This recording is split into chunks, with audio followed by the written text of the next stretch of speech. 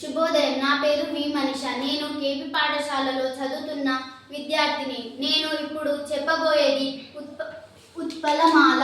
పై పాదాల్లో భరణ బబరవ అనే గణాలు వరుసగా వచ్చాయి. ఇలా పద్యంలో 4 పాదాలు ఒకే రకమైన గణాలు ఒకే వరుసలో ఉన్న పద్యాన్ని వృత్త పద్యం అంటారు. యతి పద్య పాదంలో మొదటి అక్షరాన్ని యతి అంటారు. ఈ యతి అక్షరం గాని దాన్ని వర్ణమైత్రి అక్షరం గాని ఈ పద్యం పాదంలో మరొక చోట రావడాన్ని యతిమైత్రి లేదా యతి స్థానం అంటారు.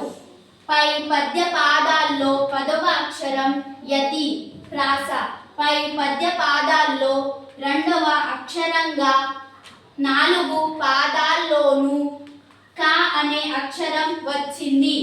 ఈ పద్యంలో 2వ అక్షరంగా ఒకే గుణింత అక్షరం రావడాన్ని ప్రాసాన్యం అంటారు.